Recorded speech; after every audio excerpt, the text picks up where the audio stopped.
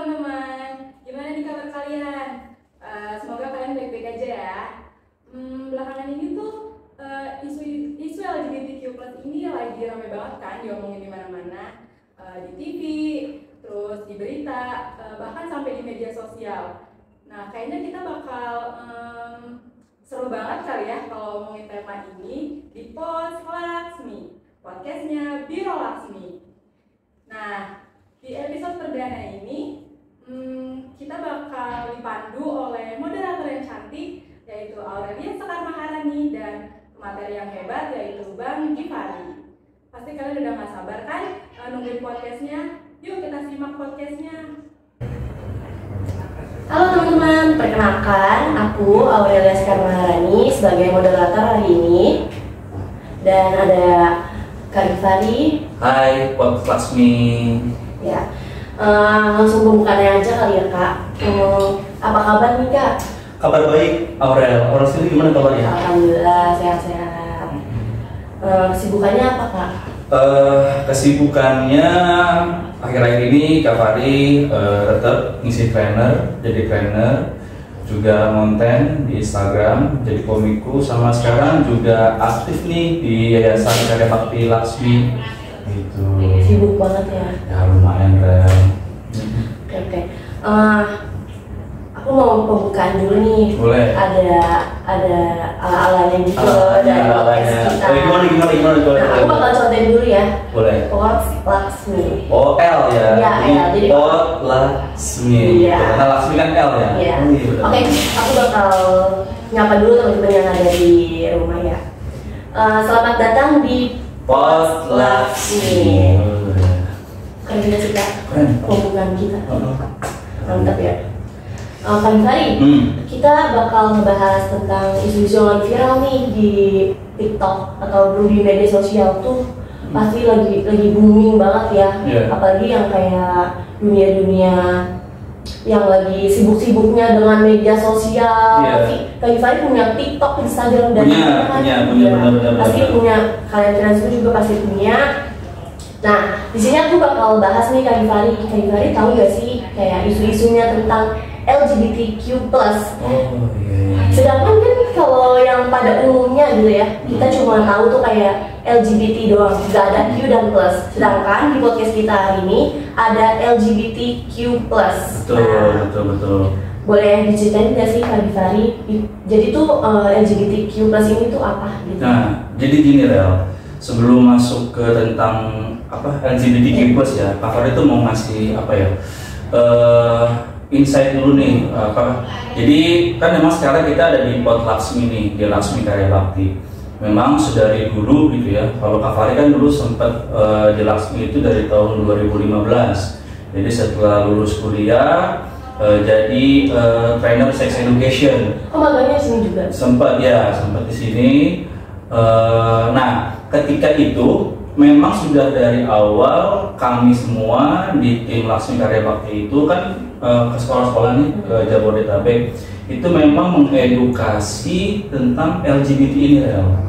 Jadi LGBT, nah dulu dan bahkan mungkin sampai tahun lalu gitu ya, sampai tahun 2022, bahkan sampai awal tahun kemarin, kita itu masih edukasi LGBTQ ini ke siswa-siswa SMP, anak-anak SMP gitu. Nah, Kak Fari kebetulan mengisi dari sisi psikologisnya. Ada juga Mbak Fitri juga sama tuh, ada salah satu karyawan di Karya Bakti juga mengisi bagian psikologisnya. Nah, ada juga nanti dokter yang mengisi sisi medisnya. Jadi memang Laksmi itu sudah dari lama lah bahkan gitu ya, mengedukasi para siswa, memberikan kesadaran apa sih LGBT ini gitu ya. Nah, benar kata Aurel, sekarang si LGBT ini nambah ya, ada Q-nya, ada plusnya gitu kan. Nah, kalau kita bahas sebenarnya LGBT dulu lah ya. LGBT itu apa? Itu kan sebutlah kalau dulu di American Psychological Association atau disingkatnya APA. Jadi semenjak tahun 1975 si LGBT ini menurut APA itu diakui sebagai orientasi seksual. Jadi L-nya lesbian gitu ya. Lesbian itu dalam artian ketertarikan secara seksual. Jadi memang ada ketertarikan secara seksual ya, ketertarikan secara seksual antara dengan wanita dengan wanita. Nah juga gay. Jadi memang di LGBT ini disebutnya mereka gay, bukan homoseksual. Jadi memang gay, walaupun secara terminasi atau secara pengertian sama real. Gay itu ya pria mempunyai ketertarikan seksual dengan pria. Berbanding sama lesbian, benar. Nah LGBT, B ini biseksual gitu ya. Kalau tren itu sering dibercandainnya ACDC. Jadi bisa dua arus, jadi dia ACDC. Jadi dia sama perempuan tertarik, sama cowok pun tertarik gitu si biseksual ini. Nah LGBT, nah ini transgender atau sebutan sosok laki-laki yang merubah orientasi atau kelaminnya menjadi wanita pun sebaliknya. Nah setahunya Aurel, sosok transgender yang terkenal di Indonesia siapa ya? Ada artis sih. Siapa ya? Dorce. Ya, almarhumah Bunda Dorce Gamalama, benar. Beliau termasuk sosok transgender atau bisa disebut juga transpuan. Jangan sekarang gitu, Bunda Dorce. Siapa lagi ya? Ada lagi ya? Yang lagi viral. Yang suaranya lucu banget. Siapa? Lucinta Luna. Iya, Lucinta Luna itu juga salah satu artis transpuan atau transgender di Indonesia. LGBTQ. Nah, Q ini singkatan dari cure. Tulisannya itu QUEER. R artinya yang menaungi ini semua. Jadi yang menaungi, yang payung lah. Jadi payung LGBT itu dipayungi oleh namanya cure. Itu terangkum lah. Jadi semua mereka itu sebutlah kalau dirangkum sebutannya cure. Iya, QUEER gitu ya. Nah, plusnya ini sendiri Rel. Ini artinya ada beberapa orientasi tambahan. Ada orientasi seksual yang tidak termasuk di LGBT ini, tapi ada. Contoh kayak aseksual. Aseksual itu artinya dia tidak memiliki ketertarikan seksual dengan pria dan wanita. Gitu. Jadi memang tambahan. Jadi tambahan gitu ya. Biasanya kalau yang plusnya itu kan tidak tertarik sama perempuan atau laki-laki, itu ada pengalaman trauma gitu guys Kak? Nah, jadi gini, kalau ngomongin pengalaman, mungkin kalau Kak Fari pribadi sendiri sih belum ada ya. Tapi kalau dari temen Kak Fari itu ada gitu. Jadi memang nanti mungkin kita bakal masuk ke materi tentang kenapa sih seseorang itu bisa jadi apa? LGBT gitu ya. Jadi gitu Rel. Keren banget sih untuk penjelasan dari Kak Gifari. Sangat lengkap ya teman-teman. Nah, aku pengen juga nanya nih Kak, LGBTQ+ kan tadi Kak udah Kakak belum nyebut ini. Singkatannya tuh apa sih?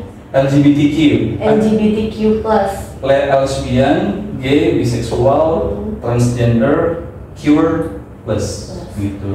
Tadi juga Pak penjelasannya di awal betul. Aku mau nanya nih Kak untuk pertanyaan selanjutnya. Ini tuh masalah yang sangat penting ya untuk masa depan generasi muda. Iya, generasi penerus selanjutnya gitu ya. Kalau seseorang berperilaku kayak gitu, ada faktor penyebabnya nggak sih? Nah, Kak Fari ngomong berdasarkan jurnal dari balik tadi ya, kita ngomong berdasarkan data yaitu APA, tadi disebut di awal juga, American Psychological Association gitu ya. Jadi kalau menurut jurnal APA tersebut ada 3 faktor ya. 3 faktor utama kenapa seseorang itu jadi LGBTQ+ gitu ya. Yang pertama itu genetika. Jadi ternyata ada faktor genetika. Misalkan anaknya nih, nurun nih, entah dari ayahnya atau dari ibunya. Ternyata dari ayah atau ibunya nggak ada kok. Misalkan ternyata ditarik ke belakang lagi, ada kakek atau neneknya. Misal kakek neneknya, enggak kok, kakek neneknya di atasnya lagi. Jadi memang si LGBTQ+ ini sifatnya diturunkan. Dan memang dulu juga kalau Kak Fari belajar psikologi klinis atau faal gitu dulu ya. Memang beberapa gangguan psikologi itu memang erat kaitannya sama genetik. Misal di samping LGBT, schizofrenia pun katanya erat kaitannya dengan genetika gitu ya. Jadi genetis yang pertama. Yang kedua itu faktor lingkungan. Oh iya, ngaruh banget itu. Ngaruh ya. Jadi temen gitu ya, teman, lingkungan, teman sepermainan, tempat kerja, tempat komunitas gitu. Apalagi tempat itu sering didatangi berulang kali gitu secara rutinitas, nah itu bisa terpengaruh, bisa jadi mindset gitu. Jadi kan kalau dulu gitu ya, Kak Fari itu sebutlah belajar neurolinguistik gitu ya, program gitu ya. Jadi memang segala sesuatu itu bisa menjadi kebiasaan karena pada mulanya itu kita melihat. Jadi kita melihat nih di dekat kita, di sekitar kita gitu. Para pelaku LGBT, terus kita melihat aja dulu, terus kita rutin itu. Nah, lama-kelamaan itu awal kita melihat berubah nih menjadi perilaku. Awalnya kita melihat dulu, terus ternyata kita sering melihat, akhirnya kita mengikuti gaya mereka. Lama-kelamaan menjadi terbawa ya, jadi apa namanya, menjadi habit. Nah, kalau udah jadi habit ya, itu udah jadi, kalau dulu ya jadi nasib, bakal jadi nasibnya gitu. Itu dua, jadi lingkungan. Yang ketiga, faktor traumatis ya. Jadi kan kita konteksnya psikologis ya pada hari ini gitu ya. Kenapa sih seorang menjadi LGBTQ+, ada faktor traumatis, entah apa namanya, pengalaman abusive waktu kecil, pengalaman traumatis sama pasangan, disakitin, diduain, dikhianatin gitu. Jadi Kak Fari boleh cerita nggak? Boleh. Jadi ada temen Kak Fari gitu ya, cowok gitu ya. Dia itu yatim piatu. Yatim piatu sedari dia masih SMA gitu ya. Cowok. Nah, terus ceritanya itu karena dia beranjak dewasa, berumur gitu, dia mulai coba pacaran lah gitu. Biasa lah ya pacaran.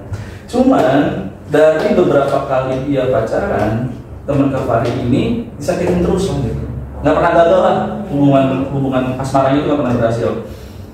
Sampai pada akhirnya suatu ketika dia bilang, gue suka sama dia bilang gitu. Ini pun ditunjukin sama dia di tongkrongan tuh bercandaannya, bercandaan yang mengarah ke arah sana.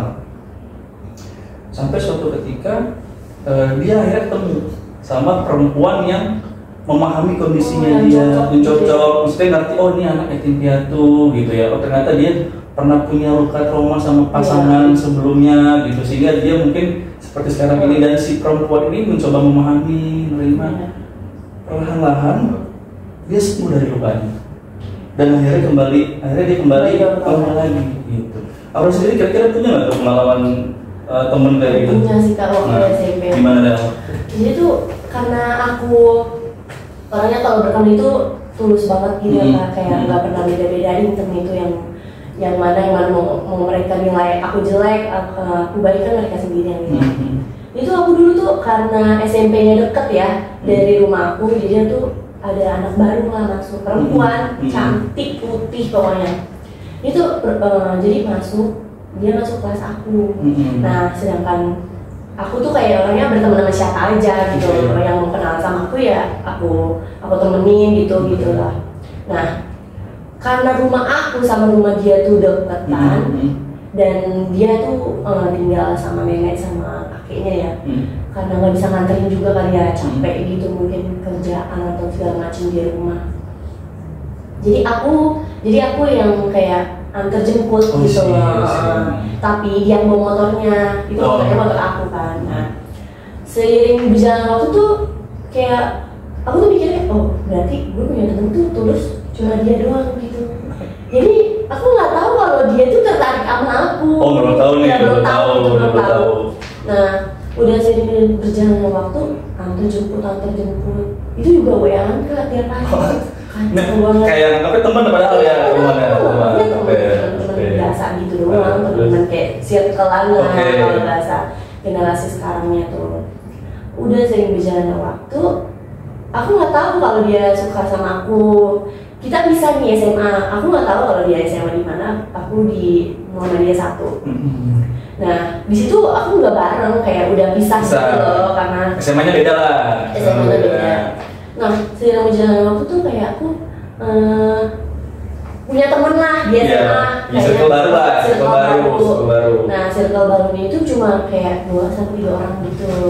Nah otomatis kan kita bakal main terus nih sama dia, terus bakal kayak istirahat, pulang, berangkat, di dalam kelas, di luar kelas pasti sama dia doang. Nah ceritanya dia masuk ke Muhammadiyah ini. Oh dia pindah. Iya pindah. Tahu aku di situ. Nah dia berharap mungkin aku kayak dulu SMP, kayak deket lagi sama dia gitu. Sedangkan aku tuh kayak punya teman baru, maksudnya kayak gitu lagi gitu deh pokoknya. Nah sering berjalan aku tuh kayak dia tuh kayak cemburu, agak cemburu sih kayak sinis kok gitu. lu kayak sama dia gitu sih, padahal sih gue udah pindah. Ini belum tahu nih kalau dia belum tahu. Akhirnya dia cemburu lah, ngomong sama temen deketnya SMA, masih temen aku juga.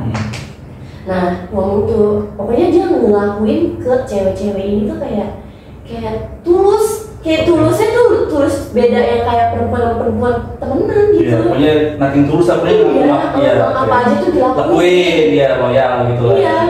Terus gak lama dia keluar kan dari Muhammadiyah, aku pengen lulus, aku belum lulus juga. Dia keluar karena ada hambatan ekonomi dari orang tuanya. Inilah viral. Di media sosial TikTok.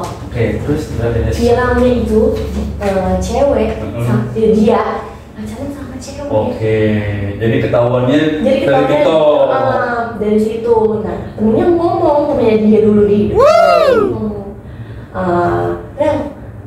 tahu gak sih kalau si ini tuh begini loh. Oh iya. Aku lihat kan videonya udah satu rumah. Sama-sama dia. Bareng masak, pokoknya segala macam tuh di satu rumah gitu, bareng-bareng cewek sama cewek gitu. Oh sih. Nah terus aku kaget kan, terus aku mikir, oh ternyata ketulusan yang dari SMA, dia pindah dari sekolah itu ada ininya. Ada maksud dan tujuan tersebutnya gitu ya.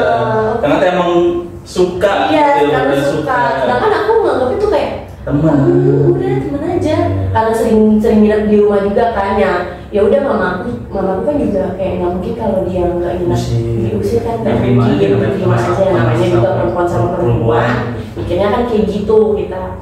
Nah udah tuh akhirnya viral tuh satu sekolah aku di SMA itu dia terkenal gitu. Oh dia dari gini pikiran tuh, wah berarti dia tuh tulus sama gue, padahal temen paling tulus tuh dia, tapi tuh kayak dia tertarik kan sama jadi tuh kayak dia tuh kayak mikir, kok bisa kayak gitu ya orang gitu loh. Mungkin dia punya pengalaman trauma gitu. Terus dia juga mungkin punya ini loh kak, punya kayak lebih nyaman main sama perempuan. Bisa jadi. Ya. Kan ada juga tuh yang perempuan lebih nyaman main sama laki-laki ya kak. Bisa, karena emang lingkungannya lebih banyak cowoknya dibandingkan populasi ceweknya. Jadi ada bandingnya sama cowok. Bisa jadi kan jadi faktornya LGBT itu kan. Iya udah kayak tadi kan, apa tadi kan Rel? 3 faktornya tadi apa aja? Pertama itu genetik, lingkungan, terus trauma. Iya, itu jadi 3. Tadi tuh, jadi kan kalau aura kita itu berarti bisa jadi ada trauma.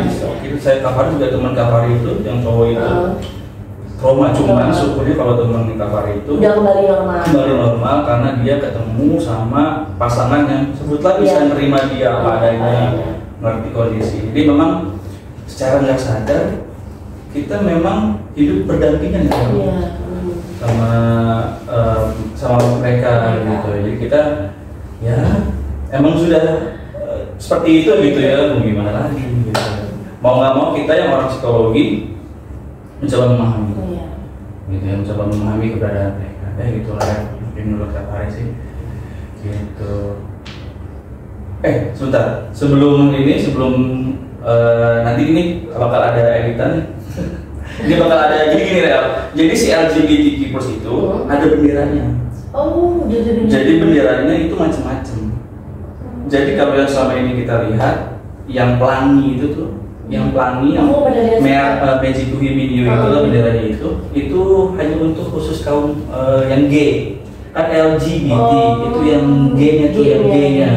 Nah, lesbian punya benderanya sendiri, queer transgender punya bendera sendiri. Nah, kan saya ambil, nah tuh ada tadi kita ya, oh iya ada tentu. Oke, benderanya macam-macam. Oke. Udah, faktornya itu aja ya Kak? Iya, tiga itu aja. Kita udah di penghujung ya? Penghujung acara gitu. Udah selesai nih pembahasan tentang isu-isu LGBT+.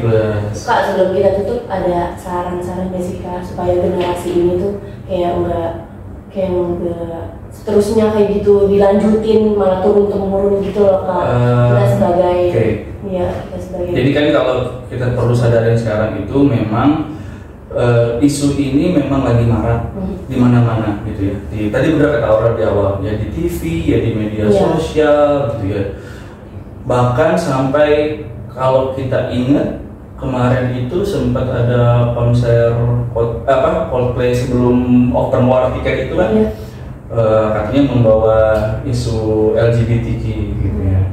Terakhir kemarin kemarin nonton film Spider-Man yang multiverse itu si Gwen Stacy-nya itu ternyata transpuan. Ya, transpuan tuh kayak tadi Lucinta Luna, kayak Bunda Dorce. Jadi si Gwen Stacy itu Spider-Man perempuan itu ternyata transgender atau transpuan. Jadi memang isu ini lagi digembor-gemborkan di semua media. Saran dari Kak Fahri, memang kalau kita tidak pengen tidak terpengaruh sama lingkungan lah, tadi kan ada satu pokoknya itu. Satu, sadari kodrat manusia, kan? Kita sadari kodrat kita sebagai manusia, mempertebal ilmu. Nah, ilmu di sini adalah maksudnya ilmu duniawi dan ilmu agama. Karena kalau kita belajar tentang transgender ini pasti ada kaitannya tuh tentang psikologi, biologi. Belum lagi nanti kalau kita bahas genetik ada yang namanya bahasa hormonal, itu kan saintifik banget nih. Sama ditambah lagi, diperkuat lagi sama ilmu agama. Pun zaman sekarang kan belajar ilmu agama dalam artian agama apapun ya, Islam, Nasrani, Buddha, intinya spiritualnya diperdalam lagi. Dan zaman sekarang kan mudah untuk belajar hal kayak gitu kan. Kalau ternyata jauh nih jadwalnya nggak sama nih sama kesibukan, bisa tuh lagi. Jadi saran dari Kak Fahri ya itu mempertebal ilmu dan iman itu bisa sama bersyukur gitu ya. Sama bersyukur apa yang sudah berikan gitu ya. Sama mungkin tadi kalau Kak Fahri belajar dari teman Kak Fahri, maafkan sebenarnya. Kadang-kadang kita kan sebagai manusia tidak bisa menahan siapapun yang orang mau melukai gitu kan. Tadi kan teman Kak Fahri gitu kan, dia dilukai, disakitin sama kok gue nemu nggak ada yang pasti. Sampai pada akhirnya dia nemu sama sosok perempuan yang mengerti dia. Mungkin sama si perempuan ini dikasih masukan tadi, udah maafin aja, itu masa lalu kamu, itu nggak bisa dirubah. Jadi forgiveness itu penting sih, jadi memaafkan orang yang menyakiti kita dan memaafkan perbuatan salah yang pernah kita perbuat. Mungkin itu ya saran Kak Fahri. Makasih ya Kak Gifari udah datang di Pods Laksmi. Oke, semoga ilmu-ilmu yang dari Kak Gifari bisa menambah wawasan kalian semua, teman-teman semua yang ada di rumah. Saran-sarannya, faktor-faktornya, pengertiannya udah dijelasin tadi sama Kak Gifari. Semoga menambah ilmu untuk semuanya, untuk selalu bersyukur dengan apa yang dikodratkan sama Tuhan di diri kita sendiri gitu. Kalau gitu aku sama Kak Gifari pamit. Sampai jumpa di Pods Laksmi selanjutnya. Nah, gimana nih? Pasti kalian udah dengerin kan podcast tadi? Seru banget kan temanya yang udah diangkat di podcast perdana kali ini. Temanya yaitu LGBTQ+. Ini sangat membedakan ya dari yang udah kalian pernah tahu. Kalian kan taunya pasti LGBT doang nih. Nah, sekarang itu di tema podcast kali ini Kak Gifari sama moderatornya udah bahas tentang LGBTQ+. Nah, tadi tuh ada faktor penyebabnya kan? Apa sih faktor penyebabnya? Nah, ada 3 nih. Nah, yang pertama itu ada genetik, terus ada lingkungan, terus yang ketiga ada traumatis. Nah, Terima kasih untuk Kak Givari sebagai pematerinya dan juga moderator yang udah membantu konten kali ini. Oke, sampai jumpa di podcast berikutnya. Bye.